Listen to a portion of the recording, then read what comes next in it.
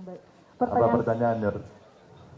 Pertanyaan saya, Pak, bagaimana Bapak berencana mengatasi sistem politik yang rentan terhadap korupsi dan bagaimana Bapak akan memastikan akuntabilitas pemerintah yang lebih tinggi untuk kepentingan rakyat? Terima kasih. Ini pertanyaan pertama langsung ngegas. Politik gitu. Keren loh kamu. Biasanya pertanyaannya, Pak saya masih jomblo Pak. Itu biasanya. Tapi ini keren. Panggilannya siapa? Afda, Pak. Tapi Nur. Ganti ya sudah ya. Ganti namanya. Boleh. Oh boleh. Oke dah, terima kasih. Bagaimana cara mengatasinya? Satu, ikutilah aturan. Dua, berikanlah contoh. Tiga, kalau kamu melanggar politiknya, semua teriak. Itulah social control. Yang penting dari sebuah proses itu adalah edukasi atau pendidikan politik. Suatu ketika saya pernah menjadi ketua pansus undang-undang partai politik. Ceritanya menarik, karena dari partai politik itulah muncul satu fungsi namanya pendidikan politik. Pendidikan politik apa? Untuk mencerdaskan, setelah cerdas bagaimana? Sebagai sumber rekrutmen kader. Nah, kader. Kadernya mau jadi apa? Kalau tadi kita ketemu dengan banyak tokoh masyarakat, mereka mengatakan, Pak, Sultra ini kaya, Pak. Tapi kenapa kemudian kami masih butuh A, B, C, D? Iya, didik dulu, sekolah, ada kemudahan akses, lulus, kembali mengembangkan daerahnya. Gitu kan? Meskipun tentu pendidikan tidak hanya mencetak tukang, tapi juga bangun karakter, membangun integritas, membangun budi pekerti. Itu contoh. Lebih dari itu apa? Aturan yang dibuat. Maka ketika kemudian terjadi sesuatu yang tidak benar, biasanya masyarakat akan berteriak pada saat itu. Kembalilah ke jalan yang benar. Kira-kira begitu. Maka nanti kamu lulus, ahli komunikasi, rasa-rasanya ilmumu paling pas itu. Untuk mengedukasi, mengkomunikasikan dengan narasi yang baik dan benar, tapi kira-kira narasinya nggak keras tapi bisa, dan orang celup, kena, tersindir gitu ya. Maka budaya kita ada satu budaya yang bagus, malu. Kalau malu, oh ini nggak pantas. Maka waktu kemarin saya bertemu dengan Romo Fran Magni Suseno. Romo ini luar biasa menulis buku tentang etika politik. Kalau saya Pak Ganjar satu saja, mencari pemimpin itu bukan mencari yang terbaik, karena tidak akan pernah menemukan yang seideal-ideal yang kita mau, tapi mencegah orang jahat untuk memimpin. Itu katanya. Oke ya. Oke, ini sebelah kiri dimulai dari cewek. Saya percaya kok perempuan itu memang lebih jago. Apa? Sabar, giliran dong. Anu representasi sebelah kiri, sekarang sebelah kanan. Dari cewek ke cowok. Karto, saya mau yang merasa paling muda. Cowok dong, sini cowok. Merasa paling muda. Berapa umurmu bro? 20 tahun, oke. Hah? Nah, ini kayak biding aja 19. Ya udah 19 dulu kamu deh. Ya. Ini bro. Iya, sabar biasa aja. Namanya nggak usah panjang-panjang, panggilannya aja. Bismillahirrahmanirrahim, perkenalkan nama saya Andi Kifli. Panggilannya? Saya Andi Kifli. Panggilannya? Andi. Loh, Saya kuliah di Universitas Haloleo tanpa mukadimah. Pertanyaan saya Pak. Fakultas apa? Fakultas Perikanan Pak. Perikanan. Kamu dibutuhkan betul ini. Coba. Jadi, Pertanyaan saya Pak, di Sulawesi Tenggara ini Pak daerah pertambangan. ya. Kita bisa melihat bahwa selanjutnya banyak generasi-generasi yang akan selesai studinya Pak. Yes. Tetapi bisa kita ketahui bahwa selesai teman-teman berstudi banyak yang menjadi buruh kasar Pak. Skema apa yang Bapak bangun di Sulawesi Tenggara ini untuk menghadapi tragedi generasi muda Pak? Mungkin itu saja pertanyaan singkat dari saya Pak. Salam pejuang pikir pejuang. Wassalamualaikum warahmatullahi wabarakatuh. Merdeka. Itu pemikir pejuang pemikir itu. Pemikir pejuang pemikir, dan kalau berjuang nggak boleh mikir-mikir. Dik, keren dik kamu dik. Tapi kalau lulus menjadi pekerja kasar, jangan mau. Karena kamu punya bargaining position yang bagus. Sarjana. Kamu perikanan kelautan? Perikanan deh, perikanan. Nah kamu bisa mengembangkan itu sesuai dengan karakteristik. Ada dua hal. Bagaimana caranya? Ini saya punya pengalaman praktek ya teman-teman. Ketika saya menemukan keluarga miskin, saya tanya bagaimana kira-kira harapan hidupmu? Ya, kami nggak punya biaya sekolah. Oke. Kami nggak punya kepandian. Oke. Lalu kamu apa? Adanya cangkul, Pak. Pasrah, Pak. Itu cangkul apa? Ini cangkul lagi. Maka utangnya pertanian yang bisa dikerjakan. Punya ilmu nanam padi nggak? Ya kira-kira, Pak. Kira-kira itu dari mana? Dari kebiasaan. Pernah pelihara ternak? Pokoknya ada kambingnya aja, Pak. Nanti kita kasih makan. Saya baru tahu kalau kambing itu bisa masuk angin. Itu dari praktek, tapi tidak, atau ilmunya kurang. Maka Andi, kamu punya ilmu bagus. Apa yang bisa kita lakukan? Sebenarnya ada yang namanya teaching industry. Jadi ketika ada industri di sini, sekolahannya ada di sebelah sini, maka dia berjodohan. Sehingga praktek yang saya lakukan adalah, yang keluarga miskin ini saya cari, adakah anaknya yang usia sekolah tapi tidak bisa sekolah. Saya kasih jaminan 100% dia beasiswa. Saya masukkan dalam asrama, dia hanya bawa badan. Saya tanya di rumah, makan sehari 2 kali, kadang-kadang kalau tidak ada lauknya dia hanya makan nasi garam. Kita ambil anak-anak berbakat, anak-anak pintar ini, kita sekolahkan di situ, disiplinnya sangat tinggi seperti militer, Pak. Setelah itu apa? Dalam proses 3 tahun dia belajar di sekolah SMK nih. Dia sudah praktek dan bekerja sama dengan perusahaan. Itu Dik. Tenang. Ini kita kasih kejutan. Maka kemudian dia disiapkan, dia belajar apa, dan akan bekerja di mana. Maka teaching industry ini adalah industri yang kemudian mengajarkan. Maka kelompok, begitu dia lulus, dia akan bekerja. 90% lebih mereka terserap di dalam dan di luar negeri. Maka kalau nanti kamu jadi sarjana perikanan, katakan, kamu siap sekarang mau bekerja di mana. Orientasi itulah semacam kalau debat capres, cawapres, itu kira-kira visi misimu apa, mimpimu apa yang kamu mau capai dalam tahapan per tahapan. Saya lulus, nanti saya akan praktek dulu. Saya lulus, saya akan langsung bekerja sendiri. Terserah. Maka disiapkan betul-betul ke arah sana. Nah seringkali ketika kita tidak pernah bisa menemukan jalur itu, maka ya udahlah nggak ada kerjaannya kok. Akhirnya bekerja kasar. Maka yang saya bayangkan, kalau di Sutra ini lautnya luas, kamu sekolah itu pas. Kalau ada tambangnya banyak di sini, mestinya di sini ada fakultas pertambangan.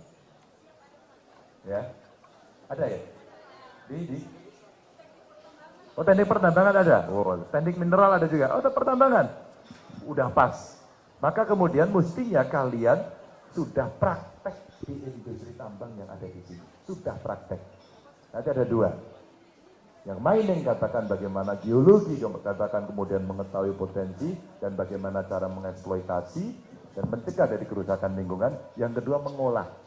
Mengolah ini mungkin apakah itu ya elektro ngurusi semuanya, kimia mungkin ngurusi materialnya, termasuk derivat turunannya gitu kan, sampai produknya. Maka proses di smelter itu membutuhkan lebih banyak insinyur sebenarnya. Sampai kalau ini sudah jadi bahan setengah jadi, ini mau dijadikan apa? Itulah hilirisasi total sampai end product. Gitu bro. Jadi kamu siapkan dirimu, sekolah muda betul, kamu lengkapi pengetahuanmu di luar itu umpama bahasa, ya, umpama komunikasi tadi penting. Jadi kalau melamar itu orangnya confident. Mau gaji berapa? 15 juta. Fresh graduate minta segitu. Oh saya ahli. Wow, itu orang langsung ngeper gitu. Coba sekarang kerjakan. Belum pernah. Tapi intinya percaya diri dulu gitu kan, untuk bisa melihat kondisi. Dan tentu saja praktek itu akan menginternalisasikan ilmu. Oke nggak? Kamu di aja paham atau ngantuk?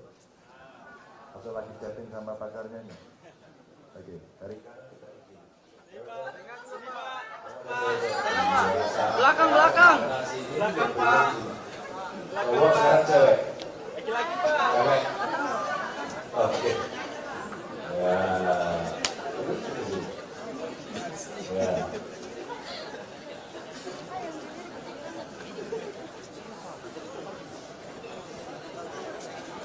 Pertanyaan apa? Oh enggak. Sebelumnya, perkenalkan nama saya Putri Ayu Dewi, saya dari Universitas Haluleo, jurusan Jas. Pendidikan jasmani, olahraga ya. Panggilannya siapa? Ayu, Ayo, oke yuk. izin bertanya Pak mengenai bidang olahraga, karena saya sendiri seorang atlet, Atlet apa?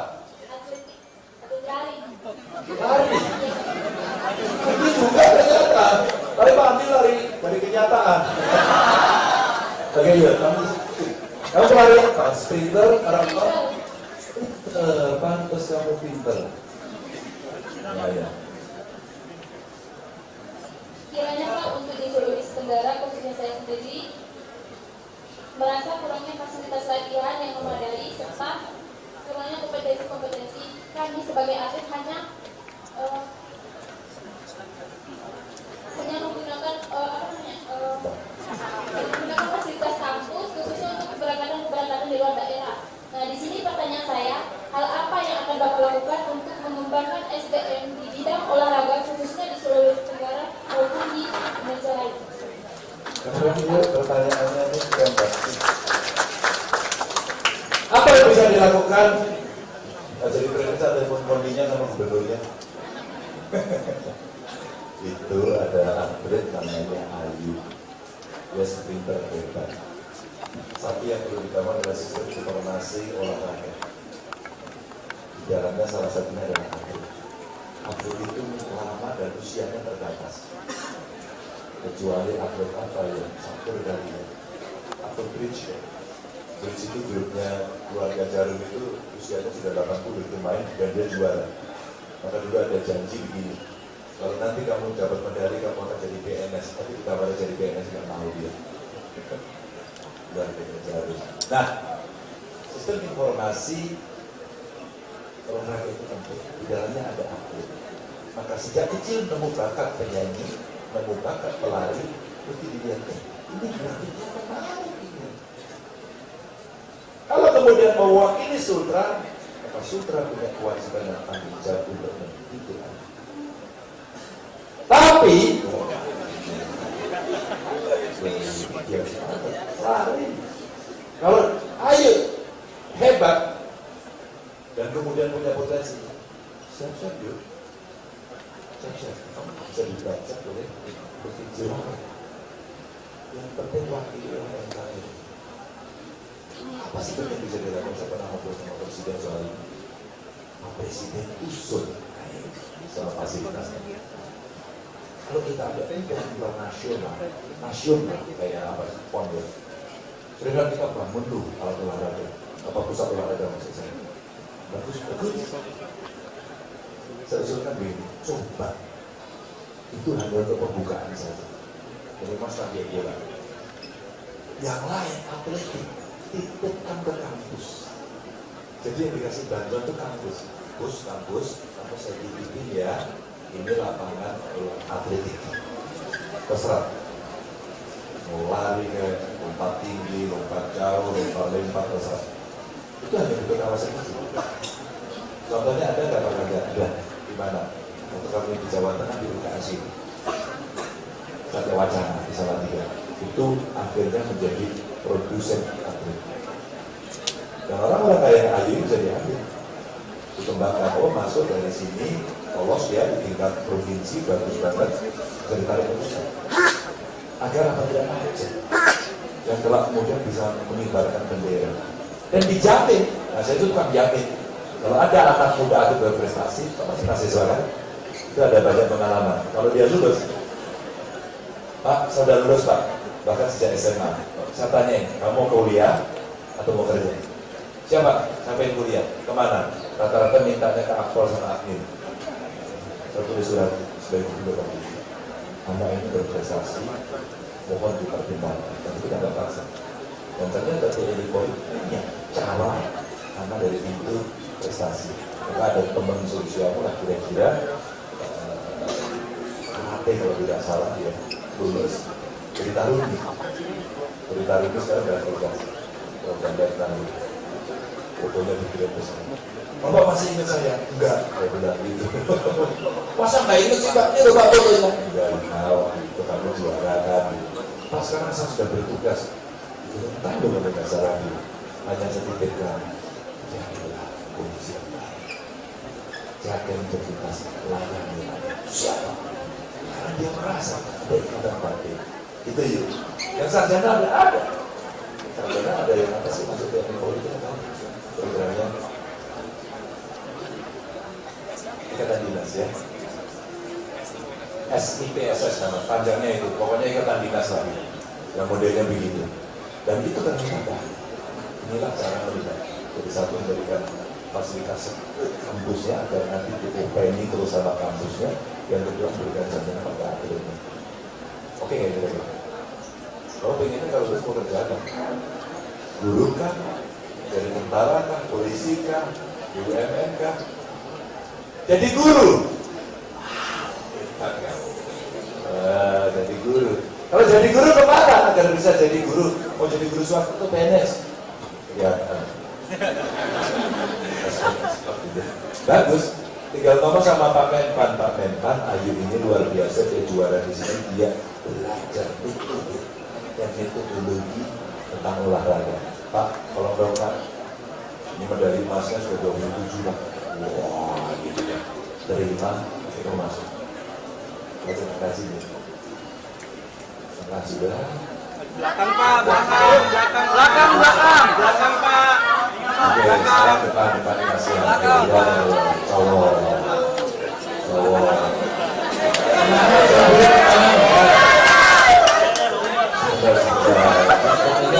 Nanti dulu loh, sarkas. Nanti habis ini tak kasih. Kamu kelainan ya waktu itu. Ini luar biasa loh. Kamu tak ada winter. Bentar, ya siap. Oke, apa? Sarkasnya mana? Ya. Assalamualaikum warahmatullahi wabarakatuh. Kenalkan nama saya Umar Ridwan. Umar Ridwan, bukan Umar Bonte, Pak. Ya. Oke, nah. Ya, mohon maaf ini Pak Presiden izin ya. Ada 3 pertanyaan saya ini Pak. Karena kebetulan Bapak nomor 3. Saya 3 pertanyaan ini. Ini kayak orang belajar dari jurukam ya. 1. Ketiga. Pancasila tadi. Iya. Jadi pertanyaan pertama ini Pak, ketika Bapak nanti menjadi presiden suatu mungkin setelah pemilihan ini, kami minta komitmennya Pak. Saya mungkin sama wakili teman-teman sini. Di Sulawesi Tenggara itu banyak sekali honorer Pak. Honorer. Ada honorer anak-anak di sini. Ini calon-calon honorer semua.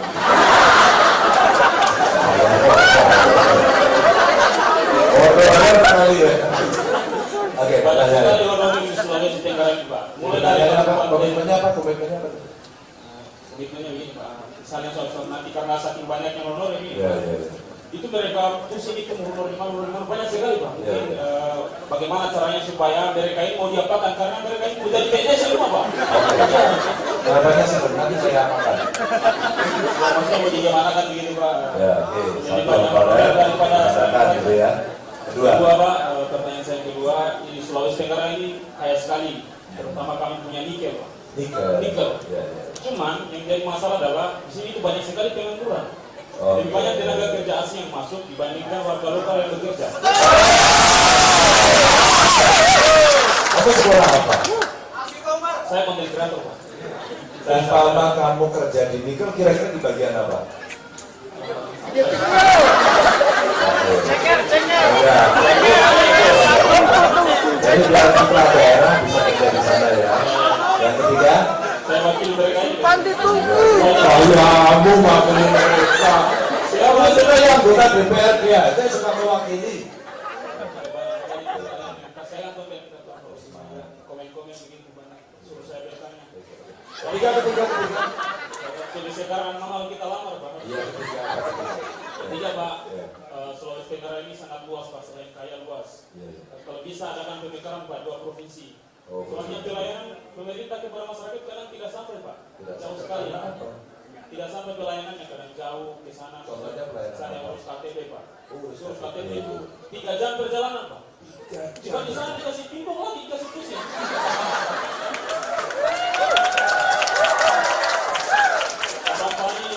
Umar, seandainya kamu yang jadi pegawai situ, kamu tambah bikin pusing apa mau bisa menyelesaikan? Honorer kalau diangkat di situ, suruh ngurus KTP, layani masyarakat, tambah pusing lagi. Iya. Gimana coba? Kok sampai yang diikuti aja ketawa dia.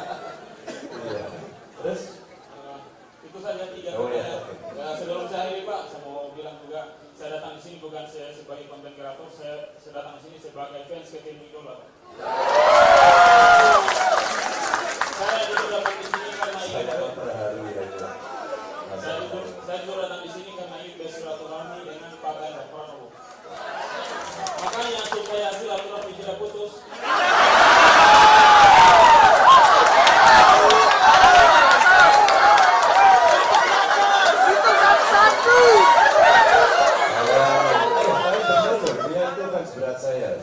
Lihat aja deh, kenapa dia main? Karena nomor saya 3, rambutnya aja 3 warna. Oke, terima kasih Mbak. Terima kasih Pak. Terima kasih, waduh luar biasa. Assalamualaikum warahmatullahi wabarakatuh. Semangatnya sampai aku lupa pertanyaannya. Jadi yang pertama tadi honorer ya. Apa yang akan dilakukan? Ada 2 cara.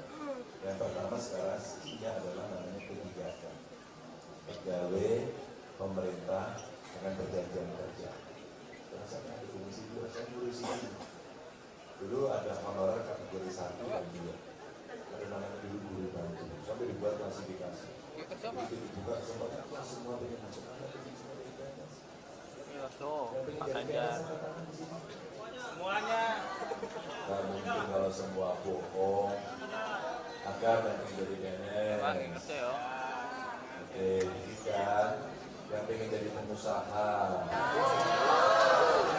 Yang lebih banyak.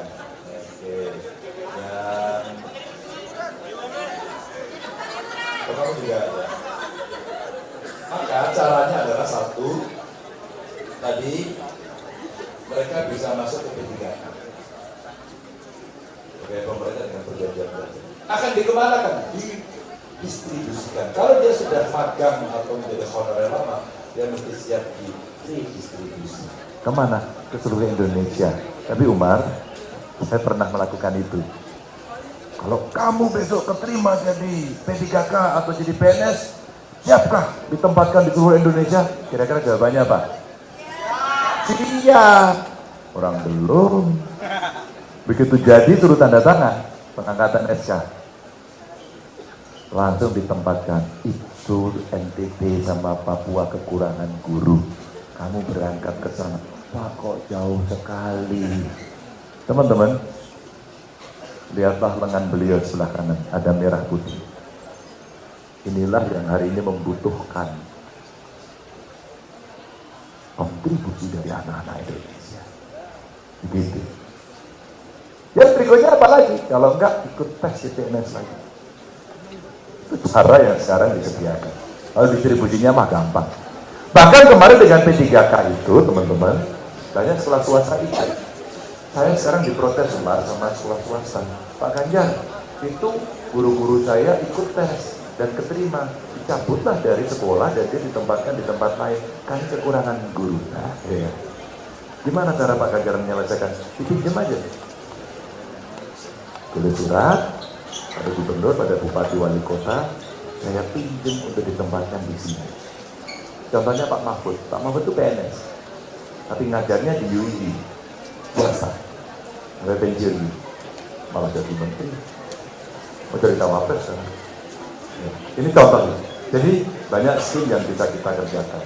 Berikutnya tadi banyak yang apa namanya, kita kaya, di Sutra kaya, tapi yang kerja orang asing. Itu yang saya katakan di awal tadi, membangun SDM. Nah kita tanya, kalau kamu kerja di situ kira-kira bisa? Itulah yang mesti diantisipasi. Umpama di sini apa sih Pak Dimiko, apalagi Mas suka ya, Mas Ganjar. Buton ada aspal. Kalau kita mau lihat ini, pertanyaan tadi Mas, Pak Ganjar apa yang akan Bapak lakukan dengan aspal Buton? Saya perintahkan aja pakai aspal Buton, selesai. Dan Jawa Tengah sudah pakai aspal Buton. Jadi kalau kita ngomong, kita pernah praktek gitu ya. Jadi saya ngomong gini, jika kan apa, ada prakteknya, ada buktinya. Maksud saya, biar kemudian kita tidak mengawang-awang.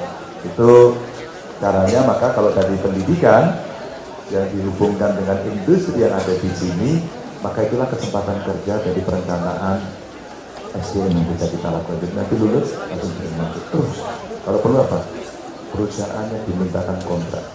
Ide saya adalah ketika investasi masuk, maka dia bisa kita wajibkan sekian persen pada tahap pertama harus orang lokal. Nah, lokalnya pemerintah menyiapkan dari sisi ekspertis, keahlian yang ada. 2 ya baru, 3 ada di sini. Wilayahnya luar, pemekaran. Hati-hati dengan pemekaran. Sekarang ada 300. Kalau gua tadi bilang 330-an yang kebetulan dulu ketua panja pemekaran yang jadi saya pernah bau-bau, saya pernah dikon, saya pernah kesana waktu itu. Yang perlu diperhitungkan bukan ambang luasnya, luas baik, ya. Tapi efisiensi dan efektivitas pelayanan. Contoh, Pak Ganjar kalau kita mau urus KTP sebenarnya minta ampun, gampang. Ada sekolah IT dari sini? Ada. Angkat tangan. Kamu sekolah IT? Iya. Ini. Kamu tadi mau tanya, awas kalau nggak bisa jawab ya. Ini contohnya. Bagaimana cara kita menyelesaikan? Sini. Bagaimana cara kita menyelesaikan ketika kemudian layanan dari pemerintah sulit? Satu-satunya cara adalah sistem pemerintahan berbasis elektronik. Maka sebenarnya buat KTP tinggal masukkan saja. Data pribadi disubmit dengan cara elektronik, dibalas, confirm, beres, verified, balikan klik ke sana, silakan kamu print di sana. Itu nggak perlu ngomong. Itu berubah format berpikir pelayan rakyat yang namanya ASN.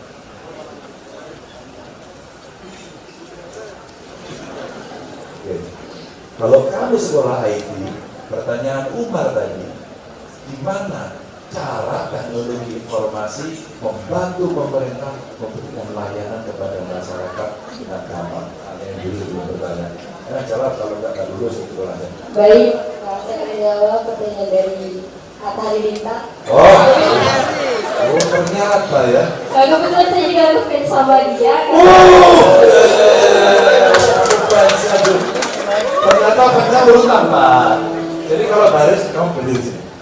Kamu kan berdiri. Kamu ke saya. Nah kalau baris sini, dia ngefans Sita, ini ngefans ini. Ada fansnya dia. Ada sih. Kamu namanya siapa? Lisa, Pak. Lisa. Kamu jawab si Atta ini. Jadi sekarang kan sudah canggih, sudah semua itu teknologi. Jadi sekarang kalau misalkan kita mau bikin KTP kan bisa buka web begitu untuk mendaftar KTP elektronik namanya. Ya terus. Kamu sudah berapa? Sudah 3. Oke. Kalau kamu saya kasih order gitu. Bagaimana kalau dong bisa saya buatin satu aplikasi agar layanan di pemerintah yang jauh sekali itu di daerah menjadi mudah. Apa yang kamu lakukan? Bikin proyeknya, kan Bapak kasih proyek. Nah, Bikin aplikasi nggak Pak? ya jawab. Biar gampang gimana? Iya. Karena wilayah Sutra ini luas, terus kemudian ada orang dari kampung katakan gitu ya, Maria. Ada orang kampung, Pak, kami harus pergi 3 jam ke kota. Nah, biar dia tidak pergi, caranya gimana? Dia bisa urus dari rumah. Kita buat aplikasi, kemudian kita ke desa, atau ke desa yang terpencil itu, yang 3T. Nah, kemudian kita suruh kepala desanya atau pejabat dan sekitarnya untuk menggunakan aplikasi itu untuk didata semua masyarakatnya, atau kita deklarasikan sendiri ke sana untuk masyarakatnya kita ajar cara menggunakan aplikasi ini kita, Pak. Gitu. Oke. Jadi apakah tak puas? Puas ya? Masih dia punya pertanyaan untuk Bapak, Pak. Karena saya di belakang tidak Jadi kamu tanya apa tadi? Ini seperti dulu, Pak. Iya. Perlagan yang saya Sarjati, Kamu saya sudah tadi. yang lain saya tidak tahu, Pak. Oh iya. Bisa. Saya dari SDK Sekretari dan saya juga Pak penerima beasiswa ASN. Oh, sudah sesuai? ASN, Apa itu? beasiswa Bapak Anies Mameruka. Oke, dikasih. Iya. Yang belum dapat biasa minta. Jadi Oh, udah biasa.